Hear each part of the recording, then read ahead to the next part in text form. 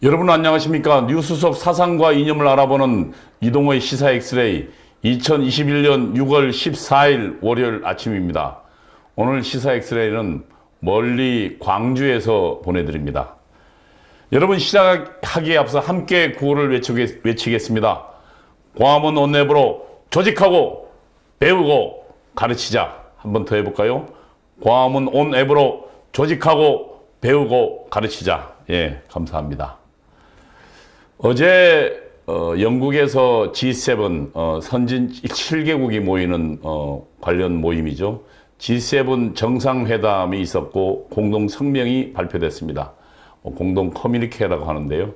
그 공동 성명에서 중국에 대한 봉쇄에 G7이 직접 나서기 시작했습니다. 미중 무역 전쟁이 이제 미국과 중국 간의 관계를 넘어서 서방 선진국과 자유민주주의 진영과 그리고 여전히 공산주의 중국의 그런 일대 대결의 장으로 가고 있습니다. 대한민국의 선택 어디로 가야 할까요? 어디로 가야 한다는 질문의 답은 뻔합니다. 그러나 억지로 끌고 가고 있는 문재인이 문제입니다. G7이 중국 봉쇄에 나섰습니다. 관련 기사를 보겠습니다. 조선일보 보도입니다. G7의 공동성명은 문제는 중국이야. 이 문제, 그런 is economy, 클린턴 대통령 때 선거 전략가 했던 구호죠. 이거를 요즘 여러 가지로 많이 바꾸죠. 바보야, stupid, 바보야, is economy, 문제는 경제야. 이거를 문제는 중국이야. is China. 이렇게 바꿨네요. 제목을요. 40조 달러 풀어. 40조 달러면 경이네요. 경. 예? 일시, 백, 천, 천조. 그 다음에 넘어서면 경이잖아요. 예. 40조면 40경을 이상 풀어서 견제를, 중국이 지금 1대1로를 원벨트 원로드라잖아요. 예. 그래서 중국의 지금 현재 확장 정책을 벌이고 있죠. 중국이 지금 유럽으로 향하는 육상과 그다음에 해상 통로에 대한 대대적인 구축에 나섰죠. 해상 통로는 태평양을 넘어서서, 그래서 지금 태평양 지역의 입구를 막고 있는 중국과 일본과 그리고 대만, 한편은 대만 그리고 필리핀, 이들과 지금 직접 대결을 벌이고 있죠. 그래서 중국은 태평양으로 나가는 길을 확보하기 위해서 국제법상의 불법이죠. 국제법상의 영토는 사람이 살고 있는 유인도의 하나입니다. 거기에 물이 있어야 되고 사람이 살고 있어야 됩니다. 근데 지금 그냥 인공섬, 산호들이 쌓여서 만든 그런 섬에다가, 거기다가 이제 세멘을 부어서 인공섬을 만들어 버렸죠. 거기다가 비행장 기지도 만들고요. 엄연한 국제법상 위반입니다. 그러니까 중국이 지금 자신의 세계 전략을 위해서 국제법을 위반하는 거죠. 공산주의 나라들이 흔히 벌이고 있는 일들인데, 공산주의 국가에서는 법을 지킨다는, 법에 의한 지배라는 개념이 없습니다. 법에 의한 지배는 자유민주주의 국가에서 만들어진 것이고, 한편으로 가장 근원으로 따지가면 구약의 노예 상태에 있던 이스라엘을 애굽에서 출애굽시켜서, 그래서 시내산에서 계약을 맺죠. 그 계약에 십계명을 줍니다. 그래서 그 십계명에 의해서, 법에 의해서 이스라엘 민족이 살아가도록 하나님이 주신 거죠. 그게 법에 의한 통치의 최초의 기원입니다. 그리고 그 법에 의한 통치는 영국으로 넘어가서, 영국에서 우리의 대표자의 동의 없이는 세금 걷지 말라. 그리고 완전히 정착되기는 미국이죠.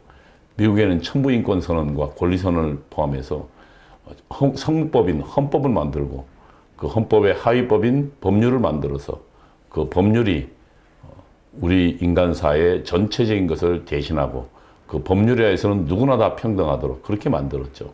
그게 법에 의한 지배입니다.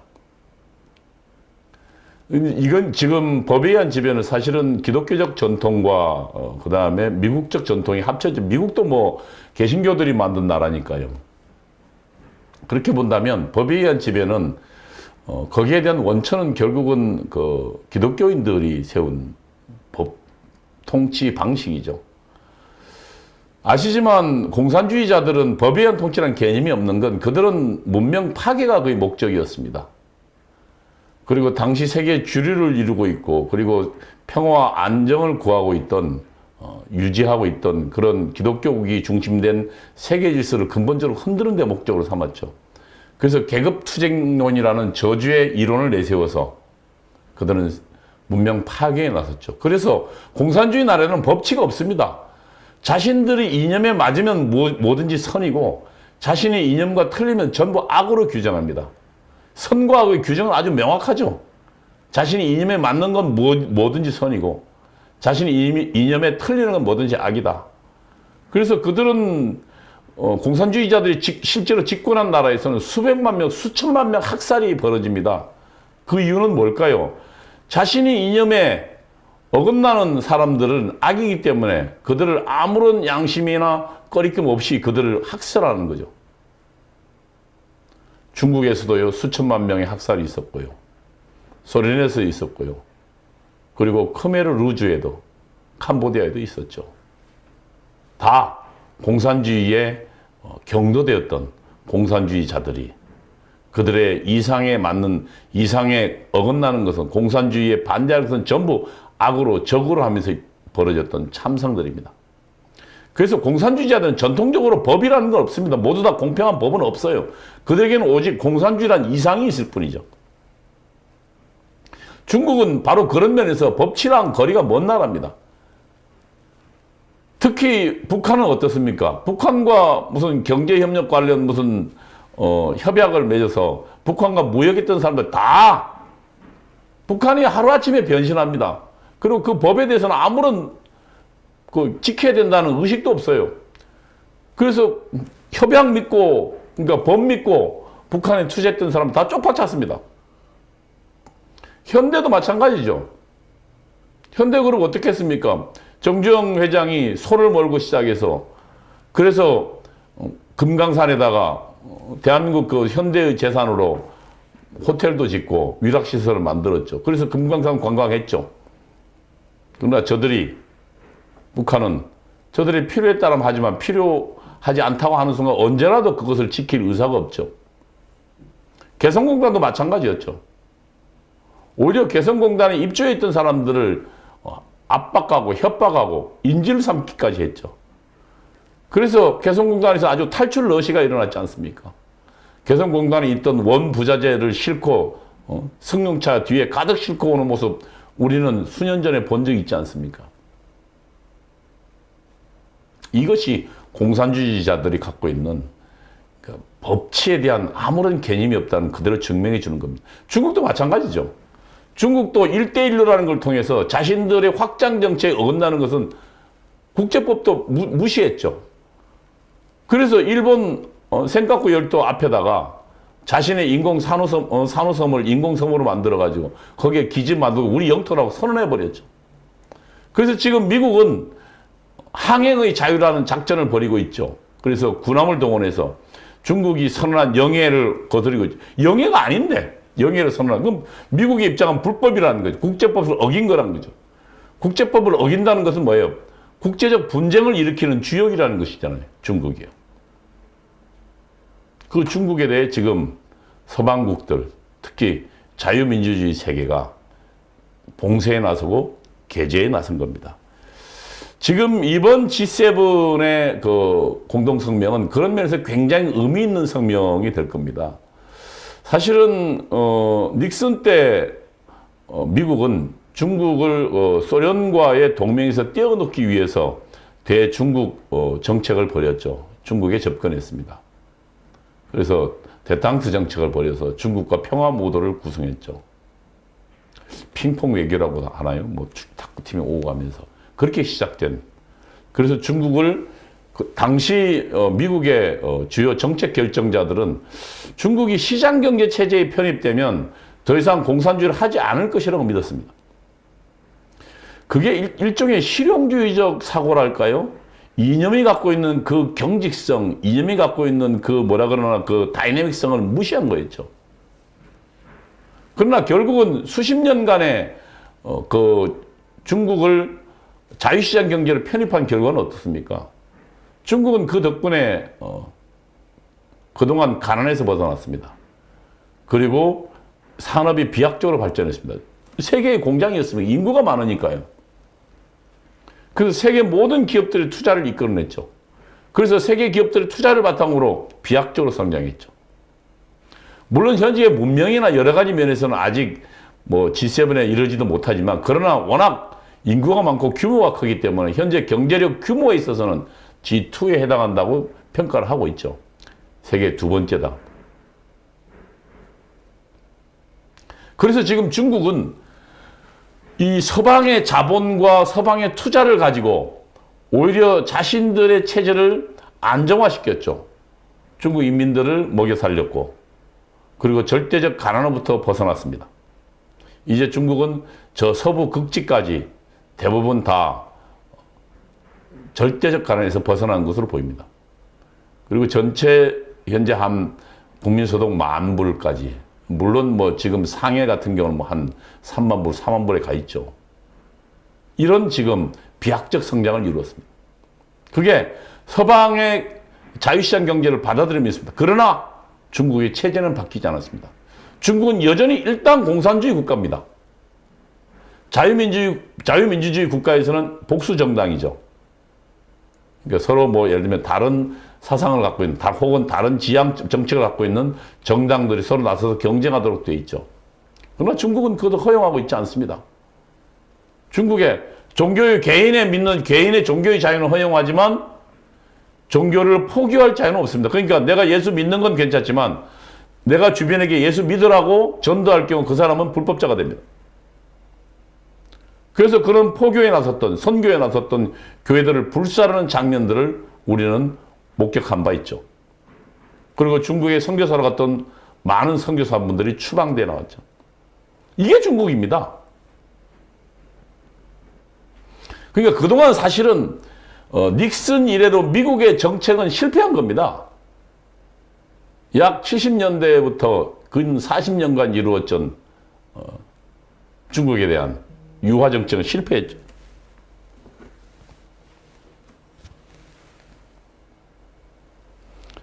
그것이 지금 중국에 대한 결론이고, 그리고 그래서 트럼프 때부터 대중국에 대한 선전포고를 하고, 선전포고는 아니지만 대중국에 대한 강경한 정책들을 벌였죠. 그래서 포용 정책을 벗어나서 중국에 대해서 중국의 잘못을 시정하는 정책으로 나갔습니다. 지금 바이든도 그것을 이어받고 있는 겁니다.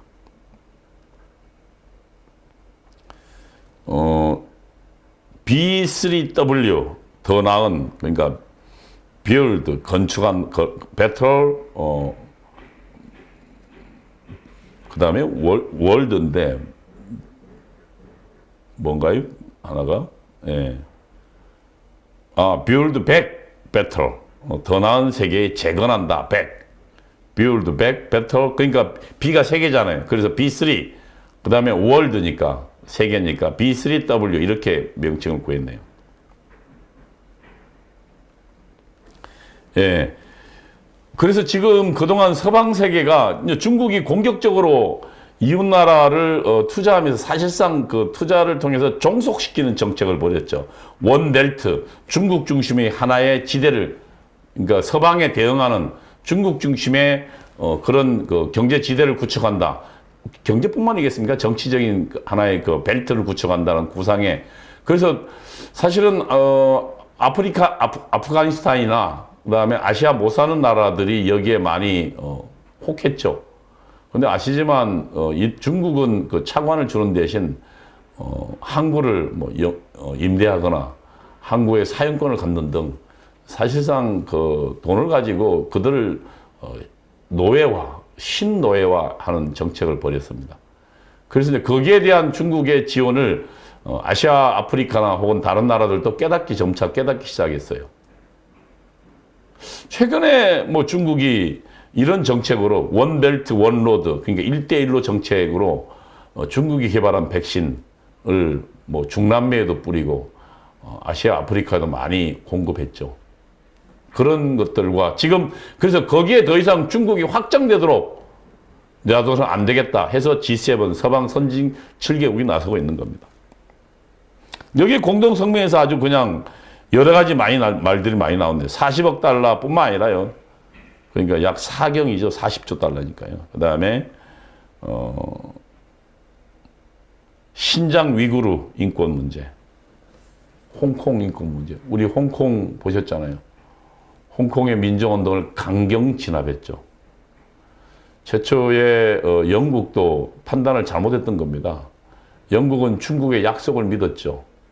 일국가 양제 체제를, 그러니까 일국가, 중국이라는 체제 안에 홍콩을 반환하더라도 홍콩을 자유시장 경제 혹은 자유민주주의 정체를 그대로 유지하겠다고 약속했습니다.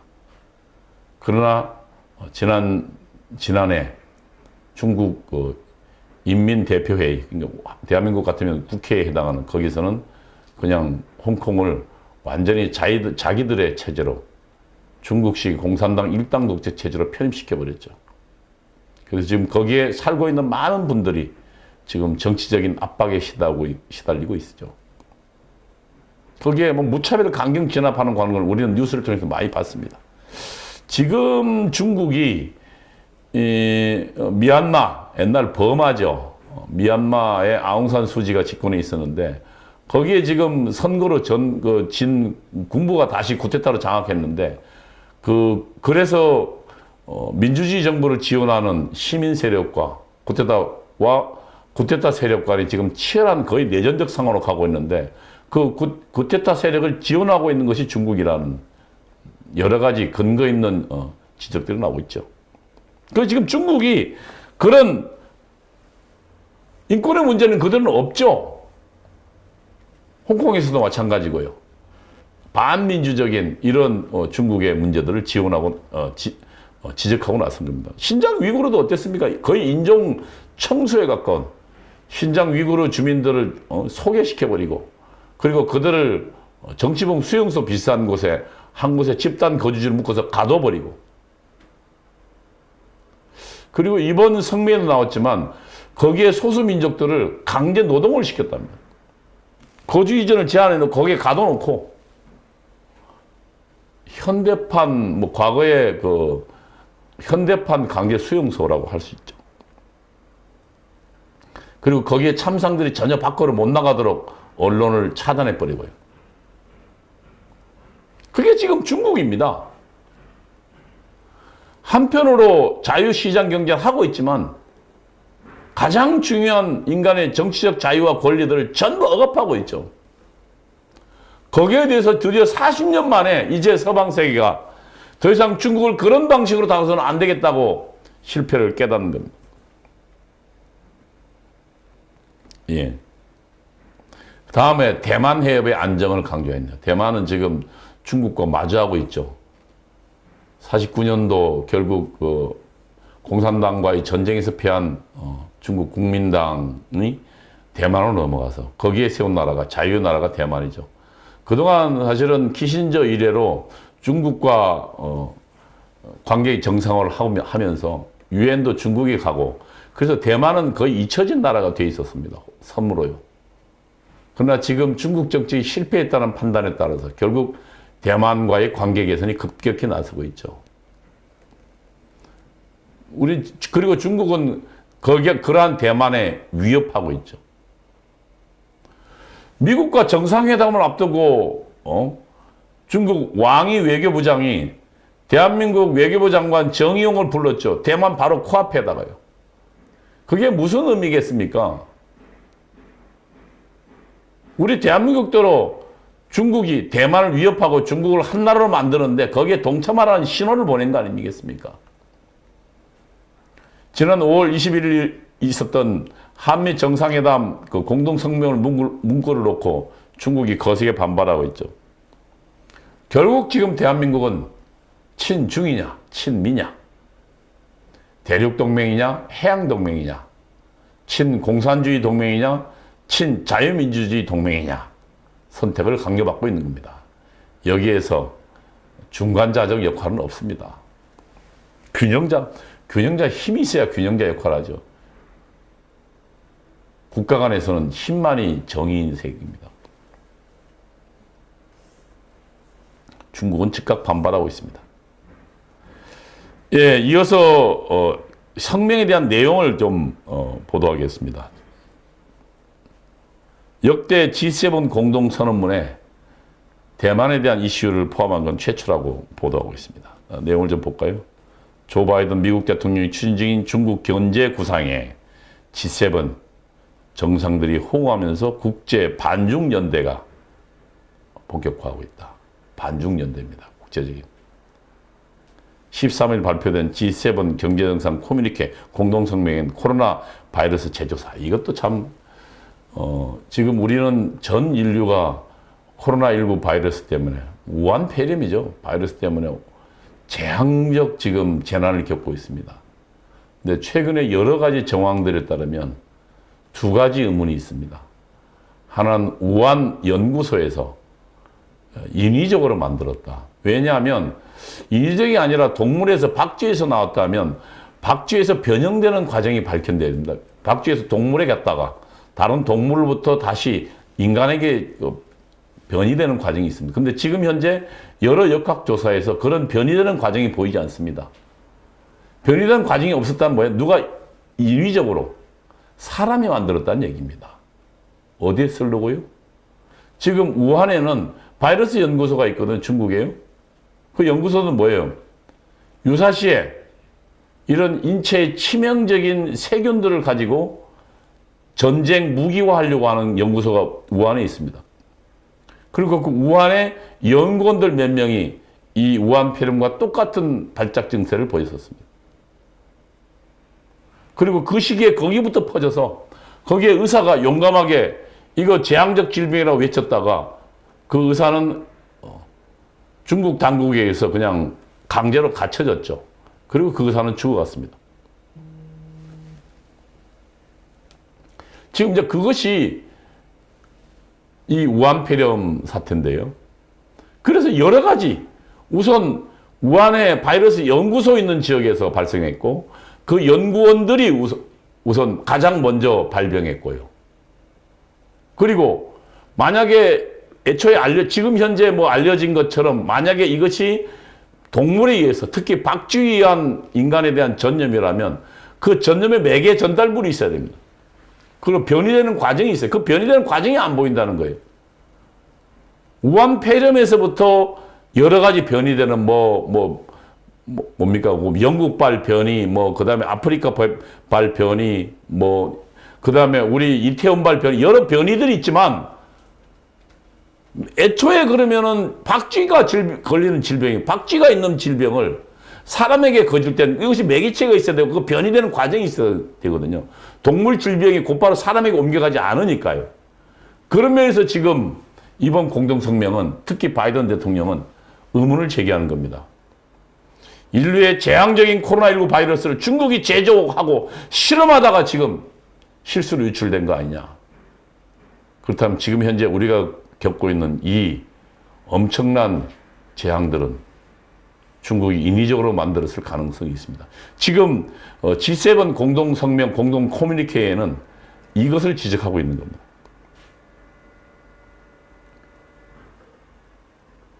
코로나가 어떻게 시작됐는데 기원조사하자는 거죠. 특히 그 대만 이슈가 그동안 사실은 대만은 잊혀져가는 존재였거든요. 중국의 위세에 눌려서요. 그러나 이제 지난 40년간 대중국 정책이 실패했다는 판단에 따라서 미국을 중심으로 해서 서방 선진국들이 지금 다시 돌아서고 있고 그러다 보니까 자유의 나라 대만을 다시 보게 되는 거죠. 원래 그렇게 갔어야 되는 겁니다. 여러분 자유총연맹 아시죠? 지금 자유총연맹 완전히 어용화됐지만 남산 밑에 있는 자유총연맹 이건 1960년대인가 1950년대에 이승만 대통령이 대만과 만든 자유를 중국 공산당으로부터 대항하는 그리고 우리는 북한 공산당으로부터 대항하는 그런 자유의 상징으로 만든 게 자유총연맹이었습니다. 우리는 지금 현재 그 자유의 가치를 잊고 있습니다. 지금 중국을 통해서 자유의 가치를 사람들이 이제 깨달아가고 있는 것 같습니다. 그다음 여기 성명들이 여러 가지 나오네요. 소수민족에 대한 강제노동, 예, 이거 신장 위구르 지역이에요. 그들을 가두고 그들을 강제노동을 시켰다는 지금 여러 가지 정황들이 또 여러 가지 내용들이 터져나오고 있습니다. 예, 바이든 대통령이 이렇게 이야기했네. 예. 우리 정부기관은 코로나가 박쥐 등을 파는 시장에서 유리한 건지, 그러니까 이런 만약에 박쥐 등을 파는 시장에서 유리한 거면 그거는 동물에서 사람으로 전이된 거죠. 엉망이 된 연구소 실험실에서 유리한 건지. 다시 말하면 우한에 있는 바이러스 연구소에서, 생화학 무기 연구소에서 실험하다가 인위적으로 인류를 재앙으로 몰 바이러스 질병을 실험하다가 결국 이렇게 사람에게 퍼지지 않았나라는 의혹을 제기한 겁니다. 그래서 우한 연구소에 대한 서방 국가들의 접근 허용을 중국 측이 촉구했습니다. 예, G7 성명은 한반도 비핵화와 함께 각국의 대북 제재 이행을 촉구했습니다. 한반도 비핵화입니다. 예? 한반도 비핵화는 서로 해석이 다르죠. 북한이 말하는 그러니까 비핵 지대화와 비핵화는 다릅니다. 비핵 지대화는 아예 한반도 내에서 미군이 나가라는 얘기죠. 그러니까 그런 핵무기를 갖고 있는 모든 군대는 철수하라. 그리고 핵무기를 실어 나를 수 있는 무기 또한 전부 나가라. 나가고 있고 지원도 하지 말라. 그러니까 괌에서 지금 만약에 공중 폭격기가 뜬다면 거기에 핵무기를 실을 수 있거든요. 그런 것도 안 된다는 거죠. 그래야 북한의 핵도 없애겠다는 거죠. 대응 대 대응으로. 그러니까 그 얘기 결론은 뭐냐면, 요구하는 건 뭐냐면 한반도에서 미군 나가라는 거죠. 그러나 한반도 비핵화는 지금 한반도에는 핵이 없습니다. 공식적으로. 왜냐하면 미국도 전술 핵무기를 철수했고요. 한국은 아예 개발을 못하고 있으니까요. 그럼 남아있는 건, 한반도에 핵이 남아있는 건 뭐 북한이죠. 그러니까 한반도 비핵화는 북한 핵 없애라는 얘기가 되죠. 그래서 한반도 비핵화는 북한 비핵화. 북한에 있는 핵 없애라. 그 다음에 비핵 지대화는, 한반도 비핵 지대화는, 조선반도 비핵 지대화는 뭐냐? 미군 나가라. 서로 다른 개념이죠. 대한민국 외교부 장관 정의용은 조선반도 비핵 지대화가 한국의 입장과 같다고 헛소리를 짓거리랬죠. 그 헛소리는 뭐예요? 한반도 비핵 지대화, 미군 철수하라는 것을 대한민국 외교부 장관이 동의한 겁니다. 지금 이런 G7의 입장에 문재인이 아주 지금 굉장히 곤란한 지경에 처해 있습니다. 왜냐하면 그 2017년에요. 맨 처음에 임기 첫 해 1대1로 건설을 지지하고, 예, 중국 1대1로 건설을 지지하고 적극적으로 참여하기를 원한다고 했으면서 중국의 1대1로 구상과 연계해서 경제활동 영역을 넓히는 데 속도를 내달라고 했어요. 그러면 이제 지금 서방 선진 G7들이 전부 이제 중국과 대중 경제 봉쇄 정책 혹은 견제에 들어가 있는데 한국은 어느 길로 갈지 궁금하군요. 문재인 임기 말에 이래저래 죽을 맛인 것 같습니다. 다음 뉴스입니다. 소득주도 성장 대신 재정주도 성장을 지금 하고 있다는 오정근 교수의 글입니다. 소득주도 성장이 어떻겠습니까? 소비를 늘려서 최저임금을 높이면, 그 노동시간을 줄이면, 그 최저임금을 높이면 그것에 그 사람들이 물건을 사니까, 그러면 제조업 경기가 좋아지고 결국은 다시 소득이 늘어난다. 이런 논리였잖아요. 그게 아시지만 경제학자들은 듣도 못한 얘기다. 아니 어떻게 말이 마차를 끓여야지 마차가 어떻게 말을 끄냐. 그러니까 다시 말하면 소득이라는 것은 경제활동의 생산성의 결과물이지 않냐. 그래서 이 일을 열심히 하고 그러면 끌고 나면 그러면 마차가 움직이는 거다. 소득이 나오는 건데, 아직 돈을 쏟아부으면 그게 일어난다는 게 말이 되느냐라고 해서 지금 사실은 우리는 그 소득주도 성장 피해를 보고 있잖아요. 근데 문재인은 지금 재정주도 성장을 하고 있다는 거예요. 문재인이 본인이 며칠 전에 그 재정 장관 회의에서 그 이야기를 했는 거예요. 재정을 쏟아부으면 그것이 민간에 퍼지고 그다음 민간의 소비가 늘어나고 어디서 많이 봤죠? 소득주도 성장이 했던 거잖아요. 재정 주도로 성장을 촉진하겠다. 그 재정은 어디서 나온대요? 정부에서 나오잖아요. 그럼 아니야, 국민으로부터 나오잖아요. 국민의 돈을 걷는 거잖아요. 기업에서 돈을 걷는 거잖아요. 그러면 그 기업을 돈을 걷으면 어떻게 됐습니까? 기업과 국민들은 쓸 돈이 없어지죠. 다시 말하면 소비가 줄어드는 거예요. 그래서 국민들의 세금을 늘릴 때는 굉장히 조심해야 됩니다. 꼭 필요한 거 말고는 안 해야 돼요. 왜냐하면 국민들로 하여금 세금을 과도하게 걷으면 국민들 쓸 돈이 없어지잖아요. 쓸 돈이 없는데 뭘 가지고 소비합니까? 그리고 오정근 교수의 주장에 따르면은 재정 투입이 어떻게 그러니까 그 그러니까 소비를 일으키고 소비를 진작시키느냐, 소득을 어떻게 늘려나가느냐를 보니까요. 특히 정부의 재정은 거의 0.7을 합니다. 그러니까 100원을 투입하면 30원 정도 효과밖에 없고, 그러니까 효과가 없다는 마이너스란 얘기죠. 아니, 국민들 세금을 빼서 100원 쓰는데 효과는 30원밖에 없으면 그 짓 안 해야죠. 그게 재정학적 원리라는 거예요. 근데 정부는 지금 문재인은 무식한 건지 용감한 건지 재정 늘리면 그것이 경제 성장한다는 거예요. 그러니까 지난번에 그러니까 최저임금 늘리면 경제 성장한다고 우겨서 대한민국 경제 망쳤다가 이제는 재정 늘리는, 그래서 이름을 이렇게 붙인다. 재주성으로 이름을 오정근 교수는 만들었네요. 문재인의 논리를. 재정주도 성장의 해괴한 논리를.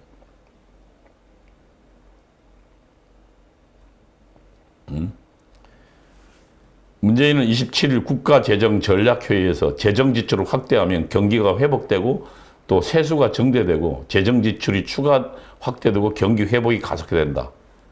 이 이론을 제시했습니다. 거짓말입니다. 그래서 이 이론에 따라서 오는 9월 추석 명절을 목표로요. 추석 명절이 뭡니까? 내년 3월이니까. 선거 6개월 남겨놓고요. 30조 내외. 지금 자영업자 손실보상자, 재난위로금, 국민들에게 전부 재난위로금, 그 다음에 자영업자 손실보상 또는 피해 지원, 백신 휴가 보상금도 주겠답니다. 그냥 빚잔치 하고 말겠다는 거죠. 금년도 예산도 50% 가까이는 국가 채무를 통해서 조달한 빚인데요. 거기다가 또 30조 내외 이런 추경을 쓰겠다는 거예요. 아마 선거 앞두고 또 연말에 또 추경 이야기 또 할 겁니다. 왜? 국민들 환심 사서 하려고. 재정 지출이 소득 증대 효과가 없다는 겁니까? 한국은행에 따르면 정부 투자 지출은 0.9, 정부 소비 지출은, 그러니까 정부가 투자 지출은 뭡니까? 그거죠. 정부가 뭐 예를 들면 도로를 건설한다 할지, 항만을 구축한다 할지, 인프라를 하면은 0.9, 그나마 낫네요, 이거는. 그 다음에 정부 소비 지출, 뭐 예를 들면 정부 공무원도 임금 준다, 이런 것들을 말하죠. 그 다음에 이전 지출은 뭐냐면 돈을 아예 직접 국민들에게 주는 걸 말합니다. 그러니까 보조금을 주는 걸 말해요. 0.3이다. 소득 증대에 효과가 없다는 거죠. 재난지원금 같은 현금 살포식 이전 지출을 1조 원 하면 소득은 3천억밖에 증가하지 않는다는 거예요. 아니 1조 원 써서 3천억 증가하면 그 짓 하지 말아야 되죠. 대신 그러면은 소득은 증가하지 않는데 세금 내야 되니까 국민들은 주머니가 텅텅 비게 되죠. 아니 그러면 주머니 비면 당연히 물건 못 사고, 물건 못 사니까 당연히 기업들은 위축되죠. 기업들도 법인세 내거나 위축되잖아요. 그러면 신규 투자 못 하는 거죠. 경쟁력이 떨어지고요.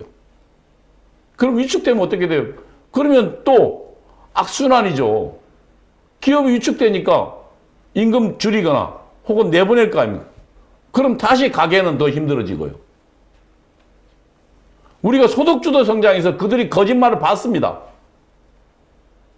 이번에 재정주도 성장 마찬가지 이론이다. 이렇게 이야기할 수 있을 겁니다. 지금 현재 금년 1분기, 그러니까 1, 2, 3, 그러니까 전체를 4분기로 나오면 1, 2, 3월에 세수가 한 19 정도 늘어났는데, 그거는 뭐 전년도에 비해서 워낙 전년도 낮았기 때문에 그런 거 아닙니까? 전년도 1, 2, 3월이 어떤 했습니까? 아예 그냥 뭐 코로나19 팬데믹에서 전 나라가 올 수 없댔던 시기잖아요. 그 시기에 세수 늘어났단 말이에요. 그 시기에 비해서. 그럼 늘어났으면 어떻게 해야 돼요? 그거 빚 갚아야지. 그게 국가재정법이에요. 세수가 증대되면 국가빚 먼저 갚아라. 우리 그 개인도 마찬가지잖아요. 어려울 땐 돈을 빌리죠, 물론. 그러나 수입이 좀 늘어나면 어떻게 해요? 빚부터 갚아야죠. 그래야 파산 안 면하죠. 이게 국가재정법인데 이걸 아주 그냥 위법을 일상화하고 있는 겁니다. 그 다음에 이들은 또 거짓말도, 국가 채무 비율이 60%는 우리가 경제협력개발 기구 OECD 평균 수준보다 낮다. 근데 이거는 이들이 지금 거짓말하는 게, OECD 다른 나라들은 정부의 직접적인 부채뿐만 아니라 정부가 소유하고 있는 공기업, 그 다음에 준정부기관의 빚도 다 포함하고 있어요. 근데 한국은 정부가 직접 진 빚만 지금 국가 채무에 포함하고 있는 거죠. 근데 사실은 지금 정부가 자신이 직접 하지 않고 준정부기관이나 그 다음에 공기업들에게 위축하고 있는 일들이 많아요. 그래서 거기에서 빚을 많이 지금 얻어요. 이거 포함하면 지금 우리가 훨씬 높아요. 지금 정부 국가 채무가 낮다고 OECD보다요. 통계로 지금 서로 다른 걸 이야기하면서 거짓말하고 있는 거죠. 이들은 지금 내년 대통령 선거, 내년 3월, 9월 선거 앞두고 대한민국 망하든 말든 어쨌든 지금 재정을 마구 쏟아붓겠다는 거죠. 그리고 재정의 상당수는 기업에서나 국민의 포켓에서 나오는 거고, 또 안 되니까 어떻게 해요? 전부 외국에서 빚을 얻어다 흥청망청 쓰겠다는 거죠. 그러다가 망한 게 어딥니까? 그리스 아닙니까? 그리스. 국가부도 사탈했죠. 그 다음에 베네수엘라는 지금 10만 %, 100만 % 인플레이션이에요. 그래서 우유 하나 사려면 술에다가 돈을 싣고 가야 된다. 그러니까 아예 그 돈을 못 쓰는 거죠. 그래서 달러 아니면 못 쓰는 걸로 돼버리죠. 아니, 우유 하나 사려는데 돈을 술에 싣고 가야 되는데, 그게 돈으로 화폐의 가치가 있습니까? 그래서 그거를 딱지 만들어서 지금 하고 있다잖아요. 우리나라 그 길로 가기 전에 국민들이 정신을 차려야겠습니다. 소득주도 성장으로 망친 경제, 이제 문재인은 재정주도 성장으로 임기 1년도 안 남겨놓고 망치고 하고 있습니다. 예, 다음. 지금 이준석 현상에 대한 여러 가지 해석들이 나오고 있습니다. 제가 제목은 이렇게 좀 달았습니다. 30대 이준석을 향한 거짓 찬양들. 관련 내용을 볼까요? 조선일보 사설입니다. 30대 이준석 대표 등 야의 청년 혁명이 일어났다. 낡은 정치를 확 바꾸란 국민 명령이다. 내용을 좀 볼게요. 국민의힘에서 36세 청년 이준석이 당대표로 선출됐다. 원내 교섭단체급 주요 정당에서 30대 당수가 나온 건 헌정사상 처음이다. 이건 맞는 말이죠. 일반 국민 대상 여론조사에선 다른 후보들이 얻은 것을 다 합친 것보다 많은 58%를 득표했다. 여러분, 여론조사에서 어떻게 생각하십니까? 지금 이대로 가면요, 대한민국 통치 여론조사라고 하게 됩니다. 아시다시피 여론조사는 조변석회 하잖아요. 그때그때 다르잖아요. 지금 이낙연 씨 10%가 안 되는 정도의 9.7% 떨어지고 합니다만, 한때 어땠습니까? 문재인 인기를 얻어서 당시 국무총리가 나오고 당대표 당에 들어왔을 때요, 40%를 넘었습니다. 압도적이었죠. 그러다 지금 1년도 안 돼서, 당대표도 1년도 안 돼서 지금 이낙연 4분의 1로 떨어졌죠. 그게 여론조사입니다. 인기 투표랑 같은 거죠. 별 생각 없이. 미국은 그래서 우리 그 민주주의 국가의 가장 약점 중에 하나가 이 선동에 취약하다는 거거든요. 그리고 그런 어떤 현상에 확 쏠려가는 현상들이 많아요. 그래서 미국의 민주주의를 설계했을 때 그리스도 사실은 직접 민주주의 하다가 그렇게 선동에 망친 거거든요. 외국과 전쟁에서 이기고 돌아오는 장수를 그 장수가 혹시 독재할지 모른다고 반대파에서 선동하니까 그 장수를 도편으로 그러니까 그 조개에다가 뭐 이름 써서 추방했잖아요. 도편 추방돼 가지고 그 장수를 쫓아버렸어요. 그러자 그 장수와 그 전쟁에서 진 나라가 다시 공격해 들어오니까 전쟁을 막을 장수가 없었던 겁니다. 그게 그리스였어요. 그래서 미국의 민주주의를 설계했던 사람들은 그런 직접 민주를 아예 염두에 안 뒀어요. 그리고 또 그런 선동에 당할까봐 어떻게 했냐면 상원과 하원을 만들었어요. 하원은 선동에 당하더라도 그 임기를 2년에 한 번씩 그래서 국민의 의사를 잘 대변하고 상원은 아예 인구와 상관없이 각 주마다 2명씩 뽑도록 했고요. 그래서 50개 주니까 2명씩에 100명이잖아요. 그 임기를 6년으로 늘려놨어요. 하원은 2년 만에 계속 뽑고요. 그래서 그 또 상원도 6년을 어떻게 하냐면은 2년에 한 번씩 3분의 1씩 뽑습니다. 그러니까 어떤 열풍이 불어도 3분의 1만 영향이 있게요. 그래서 그 열풍이 가라앉은 다음에 국민들이 다시 정상으로 회복됐을 때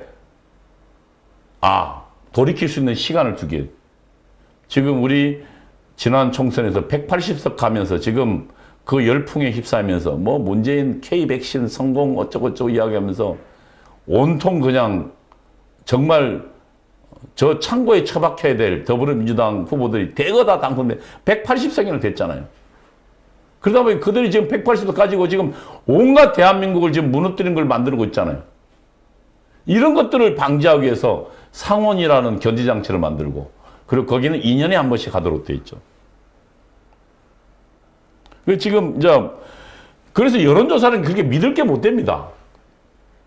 그래서 정당 정치에 여론조사 들어가면 안 돼요. 인기 투표하는 건데 지금 사실은 정당이라는 것은 정당의 당원들이 투표해야죠. 그리고 이 58%는 누구도 포함되어 있습니까? 아시지만 저쪽 당 지지하는 사람도 들어가 있잖아요. 미국은 이렇게 오픈 프라이머리 할 때는 어떻게 하냐면 양쪽 정당이 동시에 같은 날 합니다. 투표예요. 그래서 민주당 지지하는 사람, 민주당 가서, 왜냐면 자기가 지지하는 사람 찍어야 되니까. 그럼 공화당 지금 공화당에 투표해요. 그래서 민주당 지지하는 사람이 공화당에 가서 투표 못 하도록 만들어 놨어요. 이게 역선택 방지죠. 근데 지금 여론조사는 그게 가능합니까? 불가능하죠. 작심하고, 나는, 민주당 지지자인데, 지금 여기, 국민의힘, 보수 야당의 지지자를 자기가 원하는 사람 만들려면, 난 국민당 지지한다 하면 되죠. 그리고 그거 묻지도 않으니까요. 당원들 투표여야죠. 당원들은 몇 퍼센트 찍었습니까? 37%밖에 안 찍었습니다. 그럼 63%는 이준석 안 찍은 거예요. 이걸 보지 않고 지금 여론조사만 이야기하는 겁니다. 근데 지금 국민의힘의 당원들이 이번에 뭐 역대로 굉장히 많은 당원들이 투표에 참여했잖아요. 그들의 63%는 이준석 안 찍은 거예요.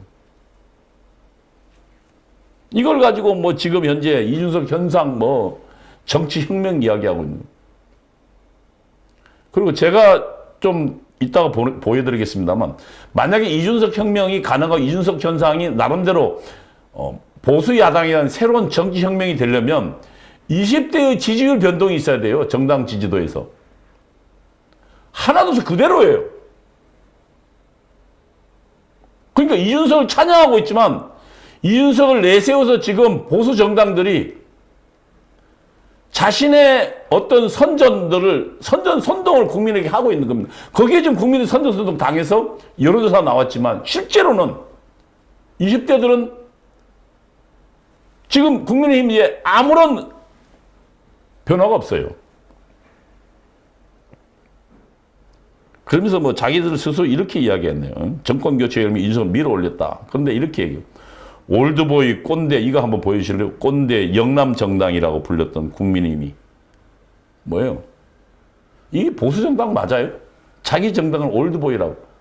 여러분 한겨레신문이나 경향신문이 자기를 올드보이라고 한 거 봤어요? 꼰대라고 자기 스스로 폄하하는 거 봤습니까? 좌파들이요? 자기는 진짜로 호남정당이잖아요. 더불어민주당. 그러나 호남정당 이야기 안 돼. 호남에서 90% 나오는데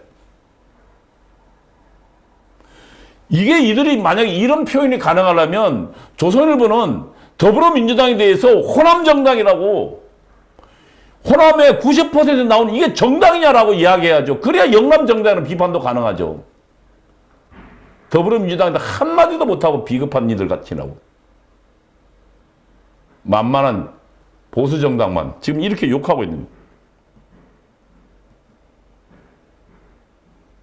지금 제가 설명했지만 이준석 현상은 문재인의 무능뿐만 아니라 대한민국 망치고 있는 것에 국민들이 위기감을 느끼고 그다음에 거기에 그동안 야당의 지도자라고 지도자급이라고는 주호영 까라 이 선수들이 아무런 한 일도 없고 싸우지도 않았던 그런 무기력한 모습에 실망해서 너라도 해보라는 거다.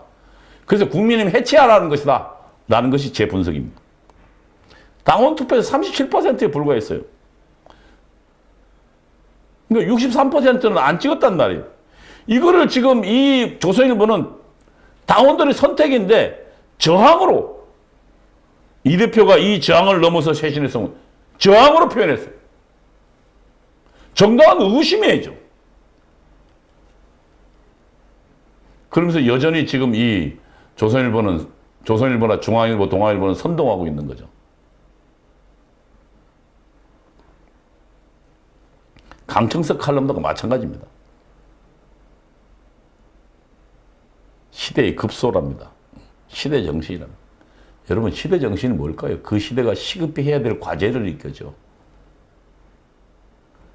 젊은 사람이 나서는 것이 아니라 정말로 우리 대한민국이 자유의 길로 돌아서는 것 이것이 시대 정신 아닐까요? 과거의 70년간 남과 북이 서로 다른 체제 하나는 계획 통제로 갔고 하나는 자유로 갔습니다. 그 결과가 어땠습니까? 우리는 세계 7위의 경제 수출국이 됐고 세계 10위의 경제 대국이 됐습니다. 하나는 인류 최악의 나라. 그 차이가 뭐 자유였어요. 지금 현재 자유를 억압하고 있잖아요. 문재인이. 자유시장 경제를 압박하고 있잖아요. 자유민주주의를 억압하고 있잖아요. 그러면 시대 정신은 뭐예요? 자유의 회복입니다.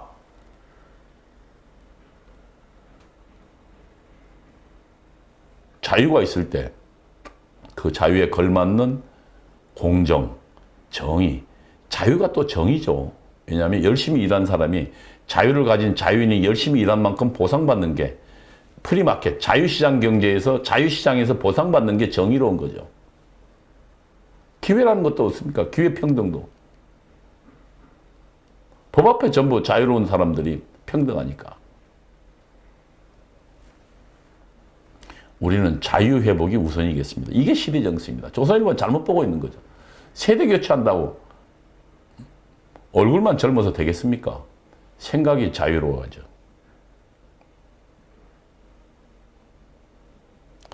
예, 6월 둘째 주 갤럽 조사를 좀 보겠습니다. 제가 이걸 보여주는 이유는요. 변화의 내용이 보이지 않기 때문입니다. 다시 말하면 여러분 그동안 뭐 언론이 지금 연일 이준석 찬양가를 늘어놨죠. 그래서 이준석 현상, 뭐 젊은 정치 교체, 세대 교체 해서 결국은 이준석을 만들어 놨는데 그 정도 지금 뭐 거의 한 달 이상 만들어 놨으면 여론이 바뀌어야 될, 특히 20대들요. 20대, 30대 바뀌어야 될까요? 한번 볼까요, 제가? 역대 대통령 직무 긍정률은 지금 문재인이 여전히 높아요. 과거보다요. 이명박 대통령 때가 높아서 정권을 유지하는 데 성공했는데 지금 거의 문재인은 그보다 높습니다. 현재 40% 근처에 가 있죠. 역대 가장 높아요. 볼까요? 예, 39%네요. 그러니까 4월 셋째 주 그러니까 3월 달 이후로 쭉 떨어지기 시작해서요. 이게 LH 사태 터졌죠. 그래서 4월 7일이어서 최저점에 찍었죠. 29. 4월 마지막 주 29였네요. 그러다가 지금 10% 상승했습니다. 39로요.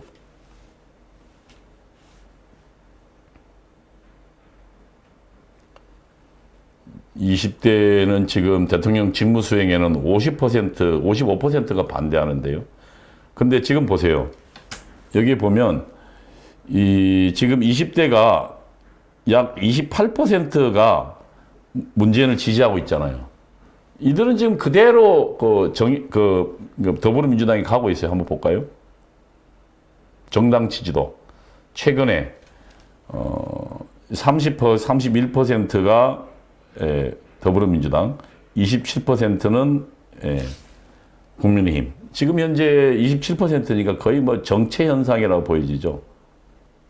더불어민주당도 이제 내려왔다가 다시 그대로 정체로 가고, 그러니까 정체로 가고 있고요. 부동층은 30%로 좀 늘었네요. 이 정당지도 통계표를 좀 보세요. 20대에서요, 지금 17%입니다. 국민의힘이. 그 다음에 더불어민주당이 22%입니다. 지금 제가 지난주 6월 둘째 주 발표입니다. 6월 둘째 주 발표요. 17, 22요. 다음 볼까요? 5월 둘째 주 거 볼게요. 5월 둘째 주. 예. 5월 둘째 주 거 보세요. 지금 20대에요. 국민의힘 18%입니다. 그게 17이니까 1% 늘은 거예요. 이거는 의미 없어요. 오히려 더불어민주당은 21이니까 21에서 24로 3% 늘었네요.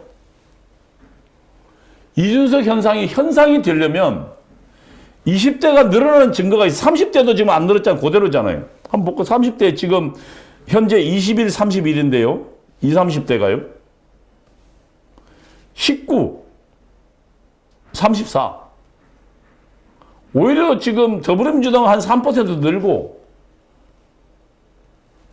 국민의힘은 지금 2% 늘고 사실 의미가 없는 거죠. 더불어민주당 더 많이 늘었으니까.